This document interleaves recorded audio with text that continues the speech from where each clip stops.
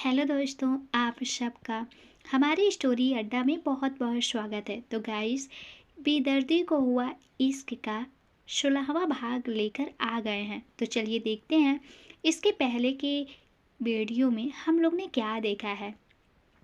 सिद्धार्थ ने भी अपनी बाहें गौरी की कमर पर लपेट ली और खुद को उसे सौंप दिया। गौरी के पैर सिद्धार्थ के दोनों तरफ होकर उसकी कमर पर लिपटे हुए थे। गौरी ने अपना हर एक इमोशन उस किस में डाल दिया था, जो सिद्धार्थ का दिल भी महसूस कर पा रहा था। सिद्धार्थ ने भी अब धीरे धीरे अपने अंदर के हर इमोशंस का जवाब अपने उस किस में डालकर देना शुरू कर दिया था। दो भाई तो अपने प्यार की दुनिया में खुश थे, लेकिन सबसे बड़ा वाला इस वक्त जैसे सूली पर अटका हुआ था। अब आगे अखिलेश इस वक्त अपने फार्म हाउस में काउच पर बैठा हुआ था। आज के फार्म हाउस अखिलेश को जैसे खाने को दौड़ रहा था, क्योंकि वहाँ पे शिवी नहीं थी। शिवी निया के साथ उसके घर चली गई थी। एक तरफ तुम्हारे साथ रहना नहीं चाहता और दूसरी तरफ तुम्हारे बिना रहा नहीं जा रहा। ये कैसा जादू कर दिया है शिवी तुमने मुझ पर। हर वक्त हर पल तुम्हारा चेहरा मेरे जहन में रहता है। मैं तुमसे डाइवोर्स लेने की बात कर रहा था और आज जब तुमने की तो ऐसा लगा मानो किसी ने मेरे सीने से दिल निकाल दिया। भगवान मेरी मदद करो, मैं नहीं जानता कि क्या चाहता हूँ। काश काश मुझे ये पता चल जाए कि मैं क्या चाहता हूँ। अखिलेश ने अपने घुटनों पर अपने कोयनियाँ रख अपने हाथों में अपने चेहरे को भरे हुए बोला। सच में वो जानना चाहता था कि आखिर उसका दिल असल में चाहता क्या था। अखिलेश को बिल्कुल भी चैन नहीं आ रहा था। रात के 10 बज चुके थे और वो बस हॉल में चक्कर काट रहा था। उसने घर पर दादी को फ़ोन करके और फिर शिवी के घर पर बहाने से फ़ोन करके पता कर लिया था कि शिवी दोनों घर पे नहीं गई थी, जिससे उसने खुद ही गैस लगा लिया था कि शिवी जरूरी अपने बेस्ट फ्रेंड के घर में होगी।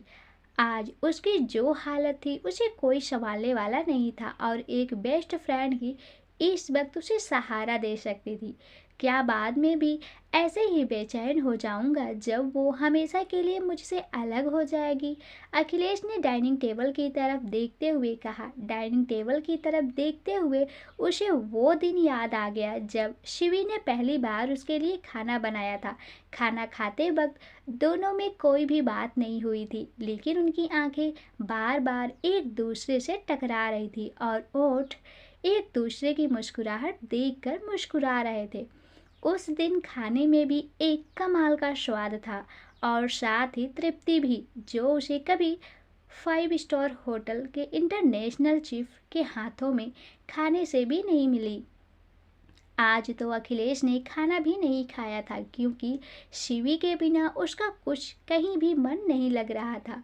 अखिलेश इधर उधर चलता हुआ शिवी के कमरे तक चला गया। उसने धीरे से वो कमरा खोला और अंदर आ गया। चारों तरफ शिवी का सामान था और उसकी खुशबू थी। वहाँ उसकी 2-3 तस्वीरें भी लगी हुई थी। अखिलेश दीवार पर टंगी शिवी की तस्वीर के पास आ गया। उसने बड़े प्यार से शिवी के चेहरे को देखा। आज बहुत हर्ट कर दिया है मैंने तुम्हें। आई एम सॉरी शिवी, पता नहीं मुझे क्या हो गया था। उस वक्त सरस्वती को उस तरह बोलता देख घबरा गया था। अखिलेश ने गिल्ट भरी आवाज में कहा। उस रूम में उसे शिवी हर तरफ दिखाई दे रही थी। कभी बेड पर बच्चों की तरह अपने टेडी बियर के साथ खेलते हुए, कभी आईने के सामने खड़े होकर अपने बालों को वो तितली वाली पिन लगाते हुए, कभी स्टडी टेबल पर बैठकर पढ़ाई करते हुए। बस वो ही वो नजर आ रही थी। गॉड, मैंने कहा था कि एक दिन ये लड़की मुझे पागल कर देगी। अखिलेश ने अपने सर पर हाथ रखे हुए कहा। वो पलटकर जाने ही लगा था कि उसके कदम एकदम से रुक गए। उसने पलटकर अलमारी की तरफ देखा, जिसमें से एक कपड़े का टुकड़ा बाहर निकला हुआ था। उस कपड़े के टुकड़े को देखते ही अखिलेश के आईब्रोज थोड़ी जुड़ गई। अखिलेश अलमारी के पास आया और उसने अलमारी खोल दी। अलमारी के अंदर का नज़ारा देखा तो अखिलेश की आंखें बड़ी हो गई और मुंह भी खुल गया। वहां पर शिवी के कपड़े नहीं थे, बस अखिलेश की तस्वीर चिपकी हुई थी। ये लड़की सच में पागल है क्या? अखिलेश ने अपनी तस्वीर की तरफ देखते हुए कहा, जिसमें कहीं वो खाना खा रहा था, कहीं लैपटॉप पे काम कर रहा था, कहीं सो रहा था। शिवी ने चुपके चुपके से अखिलेश की तस्वीरें ली हुई थी। अखिलेश की नज़र फिर शिवी के टेडी वेफर मीकू पे गई। शिवी ने उसे अखिलेश के शर्ट पहनाई हुई थी, जिसका थोड़ा सा कपड़ा ही अलमारी के बाहर निकल गया था, जिसे देख अखिलेश थोड़ा चौंक गया था। वो भी सिर्फ शर्ट नहीं पहनाई हुई थी, बल्कि अखिलेश की वॉच, टाई, सॉक्स और यहाँ तक कि एक चश्मा भी। और मैं सोचता था कि मैं अपनी चीज़ कहीं रख कर भूल जाता हूँ, जबकि सच तो ये है कि ये चोरनी मेरी चीज़ चुरा कर बैठी थी। अखिलेश ने अपनी चीज़ों की तरफ देखते हुए हल्की मुस्कुराहट के साथ कहा।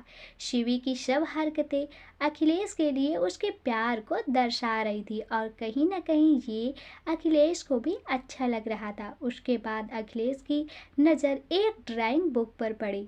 उसने खुशी से वो ड्राइंग बुक भी उठा ली, लेकिन जैसे जैसे वो उस ड्राइंग बुक के पन्ने पलट रहा था, उसके चेहरे की मुस्कुराहट गायब सी होती जा रही थी। उस ड्राइंग बुक के हर एक पन्ने पर अखिलेश की तस्वीर बनी हुई थी। फिर एक पन्ने पर शिवी ने खुद को भी अखिलेश के साथ बनाया हुआ था। उस ड्राइंग के नीचे ब्लैक पेन से छोटा छोटा लिखा हुआ था, I am waiting for you to accept मी।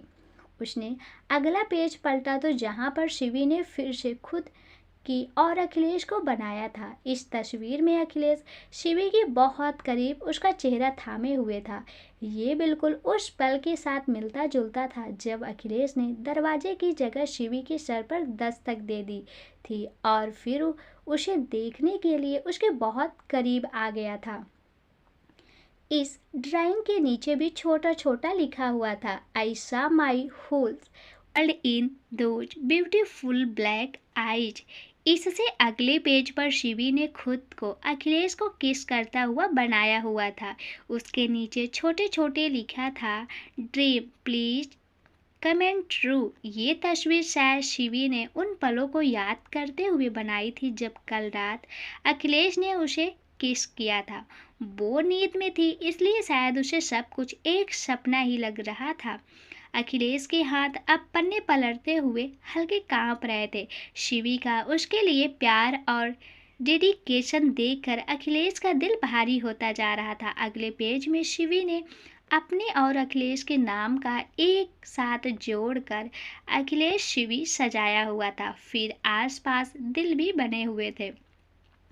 उस पेज पर अचानक से पानी की बूंद गिरी, जो असल में अखिलेश के आंसू थे। बेवकूफ लड़की, चुपचाप से अब मेरे पास वापस आ जाना, और दूर जाने की बात की ना तो तुमसे बुरा कोई नहीं होगा, छोटे कच्छू। अखिलेश ने शिवी और अपने आप को उस पेज पर बड़े प्यार से टच करते हुए कहा। उसने अगले पन्ने पर देखा तो अखिलेश शिवी के नाम के नीचे दो नाम लिखे हुए थे, अक्ष और साक्षी। अखिलेश को समझने में देर नहीं लगा कि ये शिवी ने उनके बच्चों के नाम सोच कर रखे थे। प्रभु, लड़की क्या क्या सोचती रहती है। अगर इसमें अपने इमेजिनेशन में बच्चे कर रखे हैं तो पता नहीं क्या क्या सोच रखा होगा। अखिलेश ने हल्का सा हंसते हुए कहा। उसने वो ड्राइंग बुक बंद करके अपने सीने से लगा ली। मुझे मेरा जवाब मिल गया शिवी। मैं जान गया हूँ कि मुझे क्या चाहिए। मुझे मेरा छोटा कछुआ चाहिए। मुझे तुम चाहिए, हर वक्त मेरे करीब। तुम जीत गई और मैं अपना दिल तो क्या, हर अपना सब कुछ तुम पे हार गया। मैं हार रहा हूँ मेरे छोटे कछुए। अखिलेश ने एक मुस्कुराहट के साथ कहा। शिवी को खुद से दूर करने के ख्याल से वो इतना तड़पता था। आज शिवी को अपनेपन के ख्याल से उसका दिल उतना ही खुश हो रहा था। समझ चुका था कि शिवी उसका सुकून थी, और सुकून को छोड़ा नहीं जाता बल्कि सीने में रखा जाता है। वही रुद्रांश और श्वेता पार्टी में पहुंच चुके थे। दोनों इस वक्त मल्हार के साथ खड़े थे। बस यहाँ पर तो बड़े बड़े बिजनेसमैन आए हुए हैं आप यहाँ क्या कर रहे हैं? रुद्रांश ने मल्हार को छेड़ते हुए कहा। तो मैं क्या तेरे घर की गली के बाहर ऑटो रिक्शा चलाता हूँ, गधे कहीं के। मल्हार अग्निहोत्री अपने आप में एक ही ब्रांड है। ऑफ कोर्स मैं एक बिजनेसमैन हूँ, वो भी टॉप का। मुझे इनविटेशन आया था इसलिए मैं आया हूँ, मल्हार ने इतराते हुए कहा। वैसे अनु घर आप भी ट्राई मारते थे ना, शायद आपको जलाने के लिए बुलाया गया है यहाँ पर। डोंट वरी, मैं किसी को नहीं बताऊंगा कि रात के 1:30 बजे आप वॉशरूम में घुसकर रोते थे, रुद्रांश ने मल्हार को छेड़ते हुए कहा। श्वेता, अपने पति को थोड़ी अकल सिखाओ यार, कुछ भी बोल देता है यह। और एक बात बता दूं तेरी इन्फॉर्मेशन के लिए, अनु घर मैं ट्राई नहीं मार रहा था, बल्कि मैं तो माहिर की मदद कर रहा था जो अनु को पसंद करता था। बस उसी के बारे में अनु से बात करता था। मेरे दिल में तो हमेशा से एक ही थी, मेरे दिल की रानी। आज तक सिर्फ उसकी खुशी के लिए रोता हूँ और उसी की यादों में हंसता हूँ। वही मेरी जिंदगी का पहला और आखिरी प्यार था। मल्हार ने अब थोड़ा सीरियस होकर इमोशनली कहा। रुद्राक्ष भी समझ गया था कि उसने मल्हार को सीरियस कर दिया था। अरे तू सैड मत हो, हम दोनों जाएंगे ना सिंड्रेला भाभी को ढूंढने। मैं भी आपके साथ चलूँगा और विश्वास रखिए वो आपको ज़रूर मिल जाएंगी, रुद्रांश ने मल्हार के गले से लगाते हुए कहा। मल्हार के चेहरे पर एक फीकी सी मुस्कुराहट आ गई और उसने रुद्रांश के कंधे पर हल्का थपथपा दिया। तभी उसकी नज़र सामने काम कर रही एक लड़की पे पड़ी, जिसे देखकर उसकी आईब्रो जुड़ गई। रागिनी, मल्हार ने जुड़ी ही आईब्रोज से कहा। हाँ, रागिनी की ही बात कर रहा हूँ। मैंने कहा ना, वह आपको बहुत जल्द मिल जाएगी। साधु तो नहीं हूँ, लेकिन एक शिव भक्त हूँ और शिव भक्ति का आशीर्वाद और श्राप दोनों जरूर लगता है, रुद्रांश ने बड़े गर्व से कहा। इतनी जल्दी लगता है, ये मुझे नहीं पता था ब्रह्मा देवता, मल्हार ने सामने वेट्रेस के कपड़ों में काम करती रागिनी को देखते हुए कहा। क्या मतलब? रुद्रांश ने थोड़ा कन्फ्यूजन के साथ पूछा।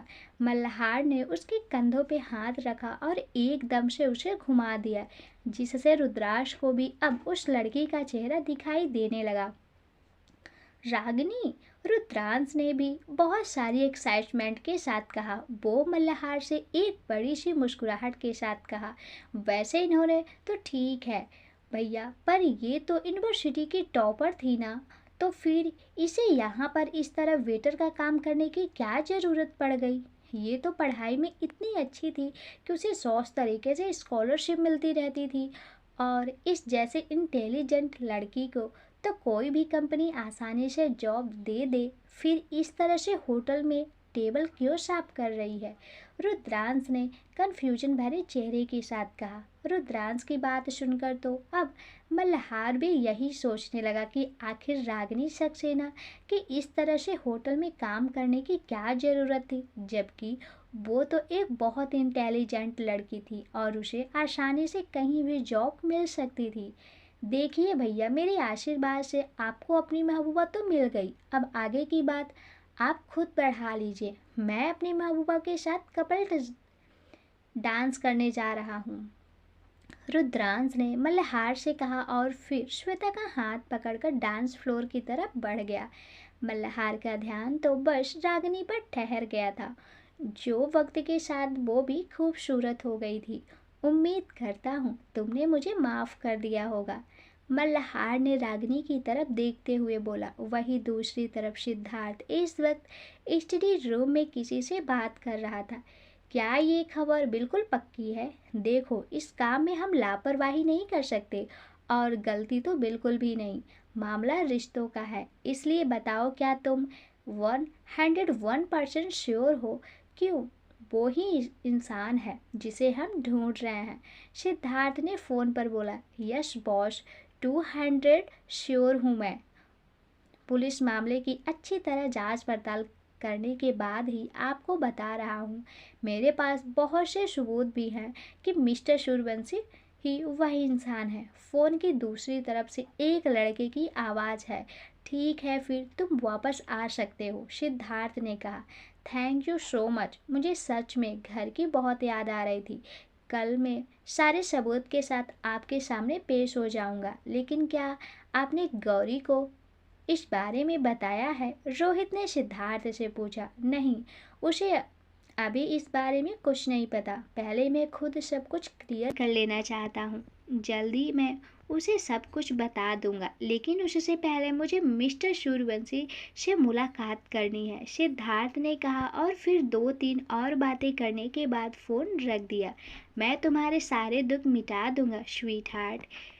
तुम्हारी खुशी के लिए जो मेरे हाथ में होगा मैं सब करूँगा। मैं सब सही कर दूंगा, सिद्धार्थ ने गौरी की तरफ देखते हुए कहा। इसके बाद वो स्टडी रूम से निकलकर अपने रूम की तरफ बढ़ गया, जहां गौरी उसका इंतजार कर रही थी। दूसरी तरफ अखिलेश इस वक्त निया के फ्लैट के सामने खड़ा था। निया का फ्लैट अखिलेश के फार्मा हाउस से लगभग 1 घंटे की दूरी में था और उस घंटे में अखिलेश जितना निया के घर के करीब जा रहा था, उसकी बेचैनी बढ़ती जा रही थी। वो समझ नहीं पा रहा था कि वो जाकर कैसे शिवी को मनाएगा। रात के लगभग 1:30 के साथ अखिलेश के फ्लैट का दरवाज़ा खटखटाया था। 2-3 बार डोर बेल अभी बजाया, लेकिन किसी ने खोला नहीं। थोड़ा निराश हो गया था सोच कर कि शायद अभी सभी सो रहे होंगे, क्योंकि शिवी भी फ़ोन नहीं उठा रही थी। वो हार कर वापस पैर लेने लगा, तभी दरवाज़ा खुल गया। दरवाज़ा खुलते ही सामने शिवी का चेहरा था। शिवी की एक झलक पाकर अखिलेश को बेचैनी थोड़ी सी कम हो गई थी, लेकिन वही अखिलेश को अपने सामने खड़ा देखकर शिवी की बेचैनी बढ़ गई थी। आप यहाँ क्यों आए हो प्रोफेसर? मैंने आपसे कहा ना, मुझे थोड़ी देर अकेला छोड़ दीजिए, शिवी ने अखिलेश से कहा और फिर दरवाज़ा बंद करने लगी। लेकिन उसके दरवाज़ा बंद करने से पहले अखिलेश ने दरवाज़ा पर हाथ रख लिया।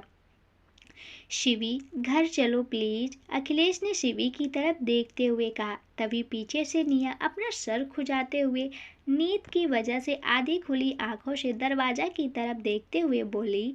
शिवी, कौन आया है इस वक्त? जैसे ही निया की नज़र दरवाजे पे खड़े अखिलेश पर गई, उसकी सारी की सारी नींद उड़ गई। प्रोफेसर, निया ने ऑलमोस्ट चिल्लाते हुए उल्लू जैसी बड़ी आंखें करते हुए बोली। निया एकदम से खुद को ठीक करते हुए अपने बालों को सेट करने लगी। ऑफ कोर्स, अखिलेश तो ऑलमोस्ट यूनिवर्सिटी की सभी लड़कियों का ही क्रश था, जिसमें से निया भी शामिल थी। प्रोफेसर, आप प्लीज वापस चले जाइए, यहाँ पर कोई तमाशा नहीं चाहिए मुझे। वो अब सिर्फ आपका घर है, मेरा नहीं, शिवी ने गुस्से से कहा। शिवी, मेरी बात तो सुनो, बस एक बार, अखिलेश ने अंदर आने की कोशिश करते हुए कहा। शिवी ने तो पूरा जोर लगा दिया था कि वो अखिलेश को बाहर रोक ले, लेकिन ऐसा ना हो सका। अखिलेश की ताकत के आगे शिवी की एक ना चली और अखिलेश दरवाज़ा खोल अंदर आ गया। देखिए, मैंने आपसे कहा ना, मुझे आपसे कोई बात नहीं करनी, शिवी ने अपने कदम पीछे लेते हुए कहा। लेकिन अखिलेश ने आगे बढ़कर एकदम से उसकी कमर में हाथ डाल उसे अपनी बाहों में खींच लिया। वो शब्द देखकर तो निया की आंखें इतनी बड़ी हो गई थी जैसे अभी फर्श पर गिर जाएंगी। वही शिवी को भी निया के सामने ये सब ठीक नहीं लग रहा था, क्योंकि उसने निया को उसके और अखिलेश के रिश्ते के बारे में कुछ नहीं बताया था। प्रोफेसर, छोड़िए उसे, आप ये क्या कर रहे हैं? मैं आपको एक अच्छा इंसान समझती थी, लेकिन आप क्या निकले? आप मेरे घर में आकर मेरी दोस्त को ऐसे परेशान नहीं कर सकते। मैं पुलिस बुला लूंगी, निया ने नाराजगी के साथ अखिलेश की तरफ देखते हुए कहा। जिसे मर्जी बुला लो, मुझे कोई फर्क नहीं पड़ता, क्योंकि तुम्हारी ये दोस्त मेरी बीवी है, अखिलेश ने निया की तरफ देखते हुए कहा। वही निया का मुंह एकदम से खुल गया, जैसे अभी फर्श पे छा जाएगा। उसे तो विश्वास नहीं हो रहा था कि उसकी बेस्ट फ्रेंड की शादी हो गई थी, और वो भी यूनिवर्सिटी के सबसे हॉट प्रोफेसर से, जिसकी पूरी यूनिवर्सिटी की लड़कियां दीवानी थी। सबसे बड़ी बात तो ये थी कि शिवी ने उसे ये सब नहीं बताया था, और शायद बाद में इस वजह से शिवी की खूब पिटाई भी होने वाली थी। मैं आपकी कुछ नहीं लगती, छोड़ो मुझे, शिवी ने खुद को अखिलेश की बाहों से छुड़ाने की कोशिश करते हुए कहा। अखिलेश के चेहरे पर एक हल्की सी मुस्कुराहट आ गई और उसने शिवी के बालों को इधर उधर करके उसकी मांग की तरफ देखते हुए पूछा, तो तुम कहना चाहती हो कि ये सिंदूर मैंने नहीं भरा है? अगले ही पल अखिलेश ने श्वेता की शर्ट में से मंगलसूत्र बाहर निकालते हुए बोला, बोलो, ये मंगलसूत्र मैंने नहीं पहनाया क्या? शिवी का मुंह खुला का खुला रह गया, क्योंकि अखिलेश भी आज वही कर रहा था जो शिवी ने राजावत मैंशन पर दादा दादी के सामने किया था। कुछ देर अखिलेश शिवी की आंखों में देखता रहा और वही शिवी भी अखिलेश की तरफ देख रही थी। शिवी को फिर से लैब में हुआ सब कुछ याद आने लगा, इसलिए उसने जोर से अखिलेश को धक्का दे दिया। झूठ है ये सब कुछ, और मैं जल्दी से सब कुछ खत्म करने वाली हूँ। इस सिंदूर, इस मंगलसूत्र की कोई मायने नहीं है आपके लिए। मैं इस दुनिया की सबसे बुरी लड़की हूँ ना, और आप भी तो यही चाहते हो कि हम दोनों अलग हो जाएं। यही समझना चाहते थे ना आप मुझे उस दिन कि हम दोनों का ये रिश्ता गलत है। चलिए, आज मैंने भी मान लिया कि हमारा ये रिश्ता गलत है और आपको आज़ाद कर रही हूँ हर रिश्ते से, शिवी ने रोते हुए कहा और पलटकर कमरे की तरफ चली गई।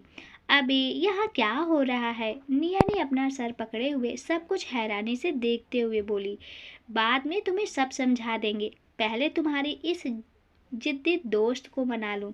मुझे तो समझ नहीं आता कि तुम इसे झेलती कैसी हो? अखिलेश ने भी शिवी के पीछे जाते हुए कहा। शिवी अखिलेश की बात सुन एकदम से इरिटेट होकर रुक गई और पीछे उसकी तरफ मुड़कर एक बार फिर से भड़कने लगी। वो मेरी बेस्ट फ्रेंड है, और वैसे भी आपको मुझे मनाने के लिए कोई नहीं बोल रहा है। आपको कोई ज़रूरत नहीं है मुझे बोलने की। मैं आपकी कोई नहीं हूँ। I am student to you. जो गलती से बीवी के रूप में आपके गले पड़ गई थी, अब तो मैं आपके घर में भी नहीं हूँ, तो आपका मुझे झेलने की ज़रूरत नहीं है। शिवी ने इतना ही कहा था कि अखिलेश ने उसके करीब आकर उसके होठों पर उंगली रख दी। अब बस भी करो यार, कितना सुनाओगी? आज तुम मुझे इंसान हूँ मैं, हो गई गलती मुझसे, आप माफ़ भी कर दो। पता नहीं तुम्हारी ये गुस्सैल बीवी वाला मूड किसने ऑन कर दिया? अखिलेश ने शिवी की तरफ देखते हुए कहा, जो उसे ही देख रही थी। शिवी ने अखिलेश से 2 कदम पीछे हटते हुए कहा, क्या ही फर्क पड़ता है? आप तो नहीं मानते हो ना मुझे बीवी। आपके लिए मैं बस एक बोझ है जिस पर आप जल्द से जल्द उतार देना चाहते हैं। मुझसे प्यार करना तो दूर, मेरे लिए इतना ज़्यादा लो सोचते हो। बस मैं अब आपकी नज़रों में और नहीं गिरना चाहती। प्रोफेसर शिवी की आंखें ये सब बातें बोलते हुए एक बार फिर से आंसू बहाने लगी थी। अखिलेश समझ गया था कि शिवी का दिल किस हद तक दुख गया था। आमतौर पर हमें कोई कुछ कहता है तो हमें बुरा लगता है, लेकिन थोड़ी समय बाद इंसान ठीक हो जाता है। पर जिस इंसान से हम प्यार करते हैं, जिससे बहुत उम्मीद रखते हैं, अगर वो हमें छोटी सी बात भी कह दे तो हमें बहुत बुरा लगता है। पर यहाँ अखिलेश ने तो यहाँ बहुत बड़ी बात कही थी, तो ऑफकोर्स शिवी के दिल को भी हद से ज़्यादा बुरा लग गया था। उसका दिल टूट गया था। अखिलेश के बोलने पर शिवी सब में खुद में कमियां निकालने लगी थी। अखिलेश ने गहरी सांस भरी और पलक झपकाते ही शिवी को अपनी बाहों में उठा लिया और बाहर की तरफ बढ़ गया। निया तो वही जमीन पर बैठ गई थी, उसे तो कुछ भी समझ नहीं आ रहा था। वही शिवी अखिलेश से छूटने की कोशिश कर रही थी। मैंने आपसे कहा ना, मुझे छोड़ दीजिए, क्यों कर रहे हो ये सब जब आपको ज़रूरत ही नहीं है? शिवी ने अखिलेश की बाहों में छटपटाते हुए कहा। अखिलेश शिवी को पार्किंग की तरफ ले आया और उसने कार के पास आते ही शिवी को नीचे उतार दिया। शिवी वापस से जाने लगी तो उसने शिवी की कलाई पकड़कर उसे कार से ही लगा दिया। शिवी आंसू भरी निगाहों में हल्का गुस्सा लिए अखिलेश को देख रही थी। उसके दोनों हाथ अखिलेश के हाथों में कसकर कार से दबे हुए थे।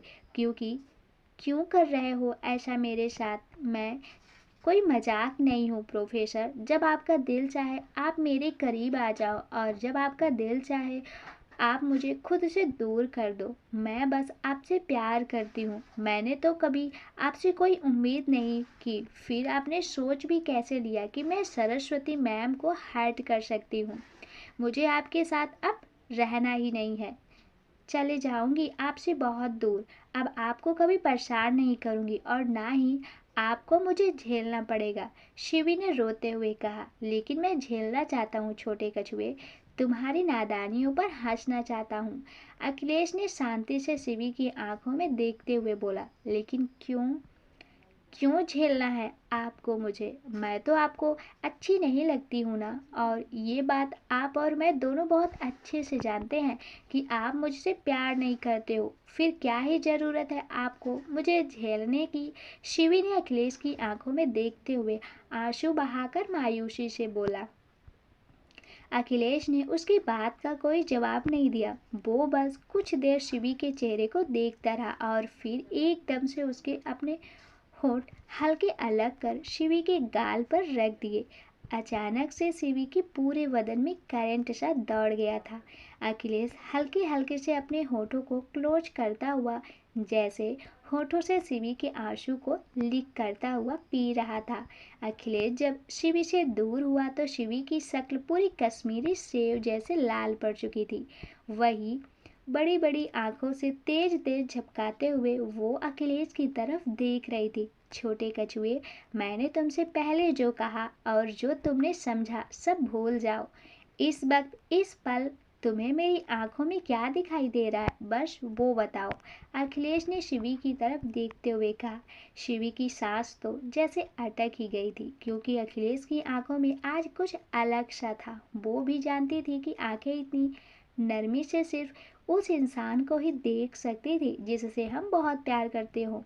शिवी का दिल जोरों से धड़कने लगा था। अखिलेश ने फिर शिवी को एक हाथ लेकर अपने सीने से दिल वाली जगह पर रखा।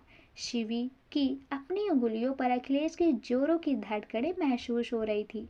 छोटे कछुए, अब भी बोलोगी कि मैं तुमसे प्यार नहीं करता? तुम तो जानती ही हो ना, इतना दिल बेकाबू कब होता है? अखिलेश ने हल्के से शिवी के चेहरे पर झुकते हुए कहा, जिससे उन दोनों की नाक टकरा गई। शिवी को इस वक्त बहुत शर्म आ रही थी। उसने अपना चेहरा थोड़ा फेर लिया और अपने होठ खोलकर सांस लेने लगी। अखिलेश के चेहरे पर एक मुस्कुराहट थी। उसे शिवी पर उसके लिए शर्माना बहुत अच्छा लग रहा था। शिवी ने दूसरी तरफ अपना चेहरा करके आंखें बंद करके कर ली थी और अपने निचले होंठ को दांतों तले दबा लिया। उसके लिए आज का दिन जितना बुरा शुरू हुआ था, इस वक्त उतना ही अच्छा लग रहा था। तुम जीत गई शिवी, तुम्हारे प्यार के सामने मैं हार गया। जब तुम पास नहीं थी तो एहसास हुआ कि तुम्हारी आदत हो गई है। छोटे कछुए, तुम्हारे बिना कुछ पल भी नहीं जी सकता अब मैं। आई लव यू मेरे छोटे कछुए। अखिलेश ने हल्के से अपने होंठ शिवी की गाल पर दबाते हुए कहा।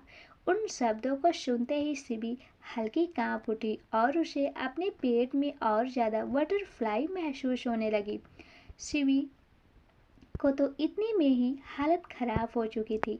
अखिलेश ने फिर शिवी की गाल पर हाथ रखकर उसके चेहरे को अपनी तरफ कर लिया। शिवी तो अभी भी आंखें बंद करके खड़ी थी। उसके होंठ अभी भी उसके दांतों तल दबे हुए थे। अखिलेश ने अपने अंगूठे को शिवी के होठों के नीचे रखा और थोड़ा खींचा, जिससे शिवी के होंठ उसके दांतों से रिहा हो गए। शिवी ने एकदम से आंखें खोलकर अखिलेश की तरफ घबराहट से देखा। Your dreams is coming true, Akhilesh Shivi की आंखों में देखते हुए कहा, जिस पर शिवी की आंखें बड़ी हो गई। वो इतना तो समझ गई थी कि अखिलेश ने उसकी ड्राइंग बुक देख ली थी। वो कुछ बोल पाती उससे पहले ही अखिलेश ने शिवी के होंठ अपने कब्जे में ले लिए और उसे बड़े जुनून के साथ शक करने लगा। अखिलेश का एक हाथ शिवी की कमर पर था और दूसरा शिवी के गाल से होते हुए उसकी गर्दन को थामे हुए था। दूसरी तरफ पार्टी में इस वक्त रुद्रांश का ध्यान शिवानी पर था। शिवानी इवेंट मैनेजर थे, इसलिए उसे भी उस पार्टी में इनवाइट किया गया था ताकि आने वाली एनुअल मीट के बारे में डिस्कस कर सके। रुद्र, शिवानी, दीदी कुछ ठीक नहीं लग रही ना? श्वेता ने रुद्रांश की तरफ देखते हुए कहा, जो खुद शिवानी के बिहेवियर को नोटिस कर रही थी, जो काफ़ी बदला हुआ था। शिवानी एक चुलबुली सी लड़की थी जो हर वक्त खिलखिलाती रहती थी, लेकिन उसका चेहरा आज मुरझाया हुआ था। शिवानी अपनी तरफ से नॉर्मल दिखने की कोशिश कर रही थी, लेकिन पता तो चल ही जाता है जब एक हमेशा खुश रहने वाला इंसान थोड़ा सा डाउन हो जाए। मैं भी वही देख रहा हूँ वाइफी। मुझे तो लगता है ये सारा किया धरा शिवम भैया का है। पता नहीं उस बंदे की प्रॉब्लम क्या है। इतनी हॉट सेक्सी लड़की उसके पीछे है, शायद तभी नखरे दिखा रहा है। शिवानी उसके पीछे है। दादी से बोलकर इसकी शादी मैंने किसी भैंसिया से करवा देनी है। साले सांड को हिरनी तो पसंद ही नहीं आ रही। रुद्रांश ने थोड़ा मुंह बनाते हुए बोला। रुद्रांश की बात सुनकर श्वेता को हंसी आ गई। वहीं दूसरी तरफ मल्हार का ध्यान रागिनी पर था, जो बस नजरें झुकाए अपने काम कर रही थी। वो 2 बार मल्हार के पास ड्रिंक लेकर आई थी, लेकिन उसकी नजरें झुकी हुई थी। मल्हार थोड़ा कंफ्यूज था कि क्या रागिनी उसे देखकर अनदेखा कर रही थी या उसने अभी तक उसे देखा ही नहीं था। फंक्शन खत्म होने के बाद सब लोग वापस घर चले गए थे, लेकिन मल्हार घर से बाहर रागिनी का वेट कर रहा था। लगभग 2 घंटे बाद 12 के आसपास रागिनी बाहर आई। वो पहले की तरह नजर झुकाए हुए ही चल रही थी। उसे एहसास नहीं हुआ कि मल्हार ठीक उसके सामने ही खड़ा था। वो मल्हार से टकरा गई। रागिनी लंबे चौड़े मल्हार से टकराने के बाद अपना बैलेंस खो बैठी थी और गिरने ही वाली थी कि मल्हार ने जल्दी से उसकी कलाई पकड़ ली। रागिनी ने गर्दन घुमाकर जब मल्हार की तरफ देखा तो वो एकदम से डर गई थी। डर उसके चेहरे में साफ झलक रहा था। ऐसा लग रहा था मानो उसने कोई भूत देख लिया हो। आ रागिनी एकदम से मल्हार से अपनी कलाई छुड़ाकर चीखती हुई पीछे हो गई। मल्हार तो रागिनी का वो रिएक्शन देखकर काफी हैरान रह गया था। रागिनी क्या हो गया? मल्हार ने परेशान चेहरे के साथ रागिनी की तरफ एकदम से बढ़ते हुए पूछा। नो, दूर रहो मुझसे। रागिनी ने लगातार पीछे हटते हुए डरे हुए चेहरे के साथ कहा और एकदम से पलटकर भाग गई। मल्हार तो उसका रिएक्शन देखकर पूरा हक्का बक्का रह गया था। उसने देखा तो रागिनी मेन रोड की तरफ भाग रही थी, इसलिए मल्हार भी उसके पीछे तुरंत भाग गया। रागिनी से जितना हो सका वो उतना तेज भाग रही थी, जब अचानक से उसकी आंखों में तेज रोशनी पड़ी और उसके कदम अपने आप रुक गए। उसकी आंखें बड़ी हो गई थी क्योंकि सामने से आ रही गाड़ी उसे टक्कर देने वाली थी। गाड़ी वाला भी लगातार हॉर्न बजा रहा था, लेकिन रागिनी तो जैसे अपनी जगह पर जम सी गई थी। उसका दिमाग काम करना बंद कर चुका था।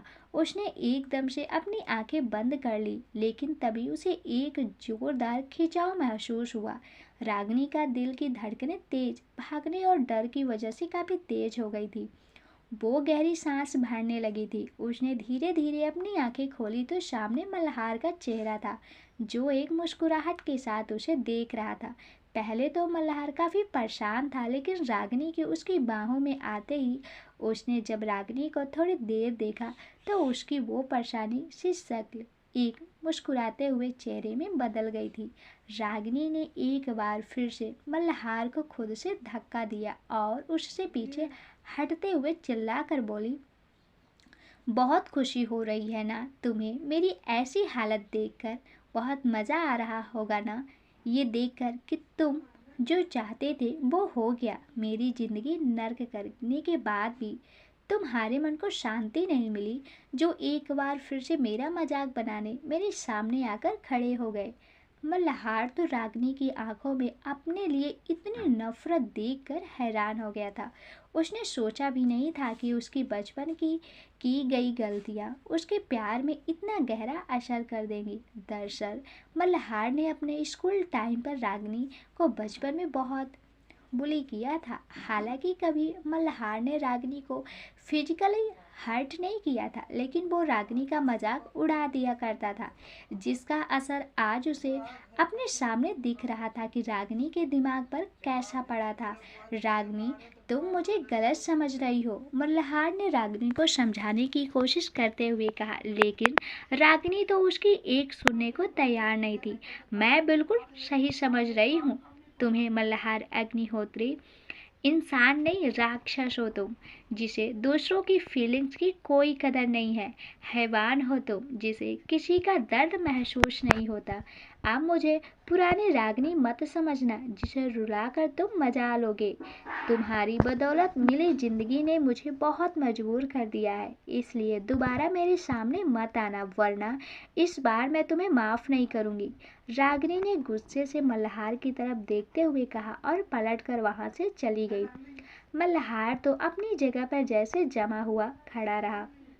अपने प्यार की आंखों में आज उसे नफरत देखने को मिली थी। दूसरी तरफ शिवम इस वक्त अपने बेड पर लेटा हुआ था।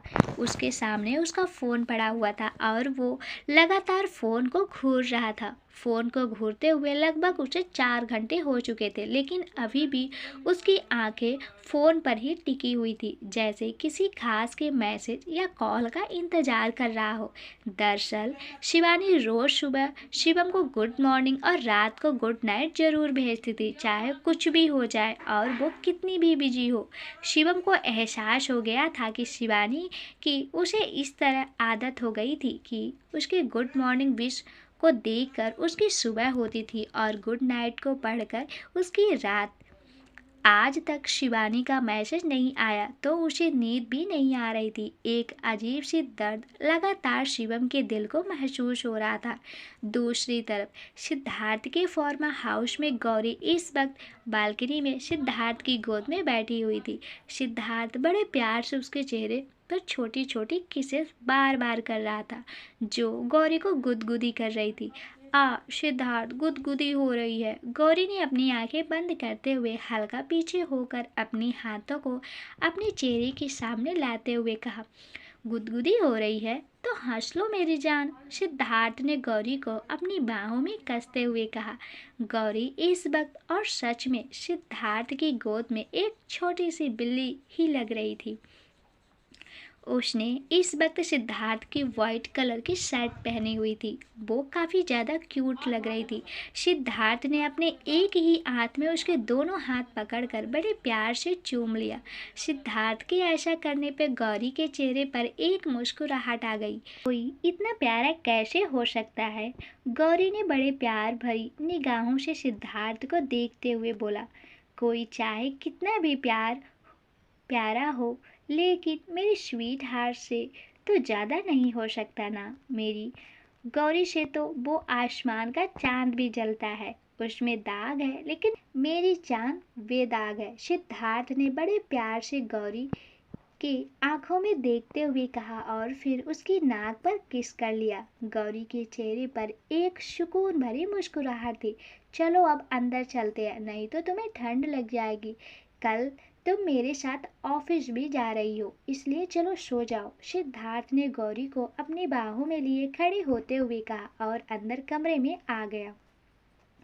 सिद्धार्थ गौरी को अपनी बाहों में भरकर लेट गया और उसने गौरी के माथे को चूमते हुए बोला, गुड नाइट। लेकिन गौरी ने कोई जवाब नहीं दिया। वो बस टुकुर टुकुर सिद्धार्थ के चेहरे को देख रही थी। सिद्धार्थ ने भी उसे कंफ्यूजन के साथ देखा तो वो बच्चों जैसा मुंह बनाते हुए सिद्धार्थ के सीने से पर उंगली चला रही थी। सिद्धार्थ अच्छे से जानता था कि गौरी क्या चाहती थी। जितनी आदत सिद्धार्थ को गौरी से हो गई थी, उतनी ही नशा गौरी को भी अब सिद्धार्थ का हो चुका था। इस वक्त सिद्धार्थ के पास होने से गौरी की बॉडी सिद्धार्थ को चाहने लगी थी।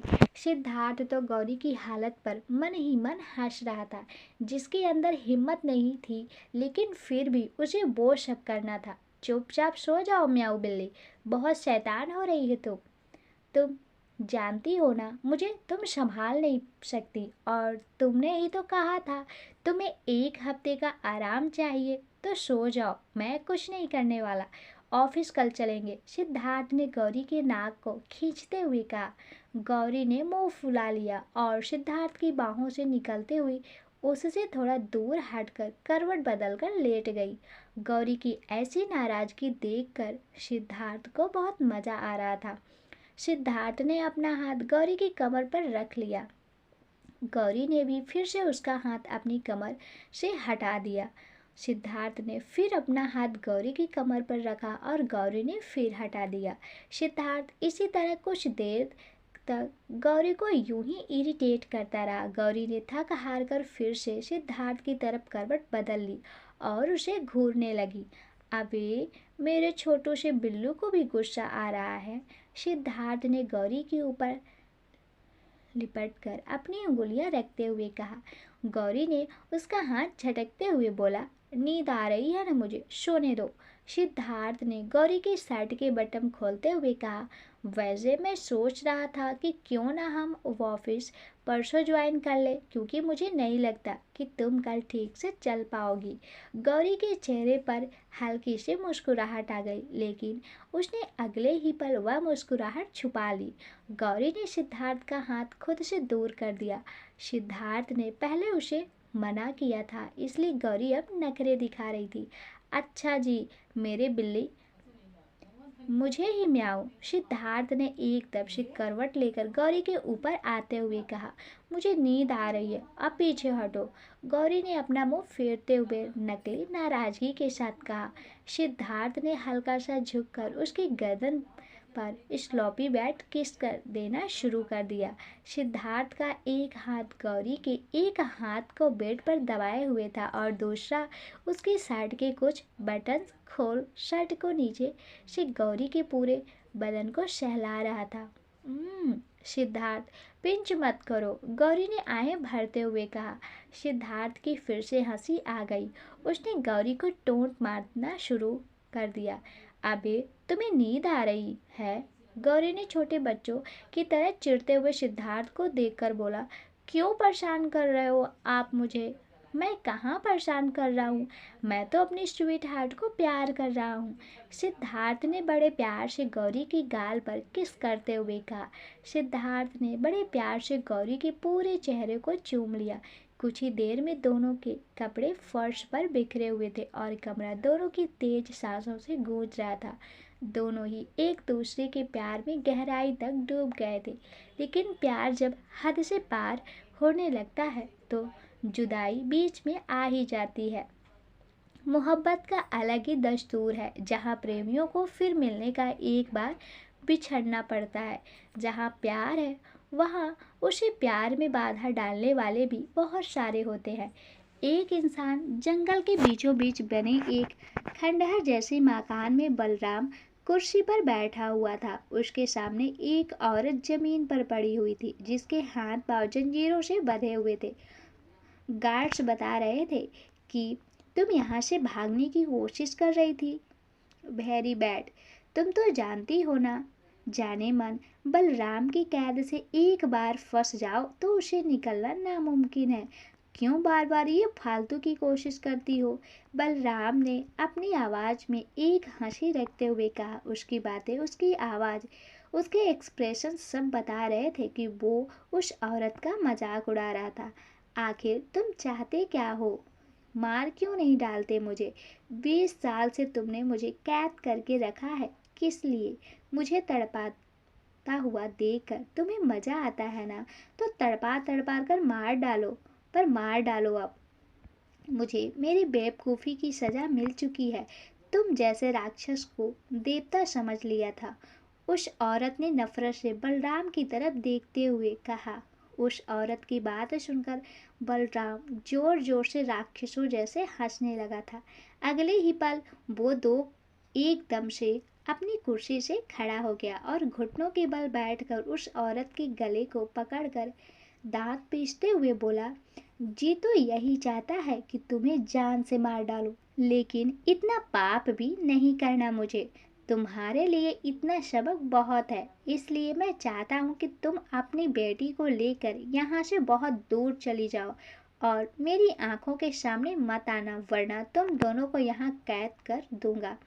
बलराम की बात सुनकर बहुत वह औरत हैरान रह गई। उसे विश्वास नहीं हो रहा था कि बलराम उसे आज़ाद करने की बात कर रहा था और दूसरी तरफ वह थोड़ा घबरा गई थी जब बलराम ने गौरी को भी कैद करने की बात की।